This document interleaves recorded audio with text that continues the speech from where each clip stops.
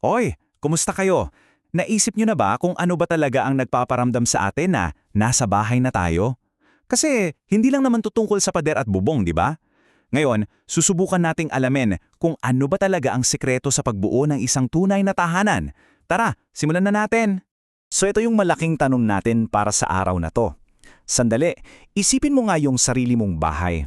Ano ba yung paborito mong parte doon? Yung mga tao ba sa loob o yung mga masasayang alaala? Tingnan natin kung ano ang sinasabi ng ating pinag-aaralan tungkol dito. Okay, ang ganda nito, no? Sinasabi dito na ang buhay natin sa mundo, lalo na yung buhay natin sa loob ng ating mga tahanan, ay parang isang training ground. Para tayong nasa eskwelahan, dito tayo nagsasanay para sa ating susunod at permanenteng tahanan, sa langit. Kaya pala, napaka-importante kung paano natin binubuo at pinapatakbo ang ating tahanan dito sa lupa. So para mas maintindihan natin yan, unahin nating tingnan yung isang klase ng lugar na tinitirhan ng marami sa atin, yung malaki at abalang syudad. Oo, maraming opportunity dito, pero may mga hamon din.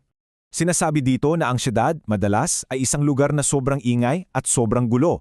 Ang dami-daming tukso at masasamang impluensya na pwedeng maglayo sa atin mula sa kung ano ba talaga ang mahalaga. At dahil nga masyadong artificial na ang lahat at malayo na tayo sa kalikasan, parang ang hirap tuloy humanap ng tunay na kapayapaan para maging malusog hindi lang ang katawan natin, kundi pati na rin ang isipan. O ngayon, lipat naman tayo sa kabilang dako. Tingnan naman natin yung alternatibo, yung tahimik at payapang probinsya. Ano kaya ang meron dito na wala sa syudad? At dito, kitang-kita natin yung pagkakaiba, di ba? Kung sa lungsod, maingay, sa probinsya naman, tahimik. Kung sa siyudad, puro artificial, sa probinsya, natural. At ito siguro yung pinakamahalaga. Habang ang danang tukso sa lungsod na humihila sa ating palayo, sa probinsya, mas madali tayong napapalapit sa Diyos. Dito, mas nagiging malinaw kung ano talaga ang importante. Isipin mo lang, sariwang hangin, malawak na taniman, at yung katahimikan na halos maririnig mo. Sa probinsya kasi, napapalibutan tayo ng kalikasan na siyang mga gawa mismo ng Diyos. At ito yung tumutulong para maging payapa ang ating isipan at mas mapalapit ang puso natin sa Kanya. At alam nyo ba, kung may mayroong perpektong halimbawa ng isang mabuting tahanan, yun ay yung mismong tahanan kung saan lumaki si Jesus. Ating alamin kung paano ito inihanda para sa Kanya. Si Jesus, lumaki siya sa isang napakasimpleng buhay sa isang tahimik at medyo liblib na lugar. Yung araw-araw niya puno ng tapat na pagtatrabaho, pag-aaral ng salita ng Diyos at syempre pakikipag-usap sa Kanya sa gitna ng kalikasan. At yung mga simpleng bagay na yan mismo ang humubog sa Kanya para maging malakas, dalisay at tapat. Eto, napakahalagang punto nito. Mas mahalaga pa sa kahit anong kayamanan na pwede nating ibigay sa ating mga anak ay yung regalong hindi nabibili, yung malusog na pangangatawan, matatag na isipan at isang mabuting karakter. Ito ang tunay na yaman na hindi kailan mamananakaw. Okay, so mula sa lugar o yung labas ng bahay, pasok naman tayo sa loob. Pag-usapan naman natin kung ano ang inilalagay natin sa bahay natin at bakit nga ba mas maganda kung simple lang. Naranasan nyo na ba to? Yung isang magandang gamit, imbes na magbigay sa'yo ng saya, nagiging sanhi pa ng stress. Minsan kasi kapag masyadong magara yung mga gamit natin, nagiging pabigat sila sa halip na isang biyaya. Tingnan natin tong cycle na to. Una, bibili tayo ng mamahaling gamit. Sunod, dahil mahal, halos lahat ng oras natin nauubos na lang sa paglilinis at pag-aalaga nito para lang hindi masira. Ang resulta, dahil doon, wala na tayong oras para sa pamilya at para sa Diyos.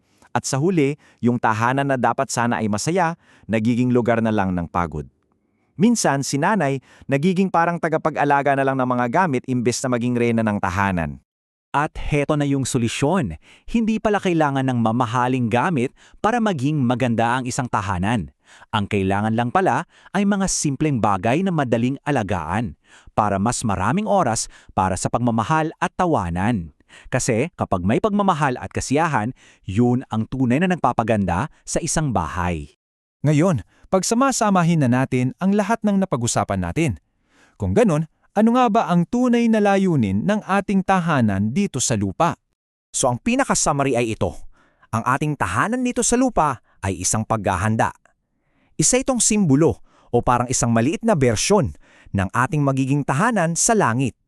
Kaya dapat bawat pagpili na ginagawa natin para sa ating bahay ay nakatutok sa malaking layunin yon. At bilang panghuli, isang paalala na mahilig ang Diyos sa magagandang bagay. Hinihikayat tayo na palibutan ng ating mga tahanan ng mga gawa niya, mga halaman, puno, mga bulaklak. Kasi yung mga yan, hindi lang nagpapaganda ng paligid, kundi naglalapit din sa buong pamilya, sa isa't isa, at higit sa lahat, sa Diyos. Kaya, iiwan ko sa inyo ang tanong na ito para pag-isipan. Sa lahat ng natutunan natin ngayon tungkol sa simpleng pamumuhay at pagpapahalaga sa kalikasan, paano mo sisimulang gawing isang munting langit dito sa lupa ang sarili mong tahanan?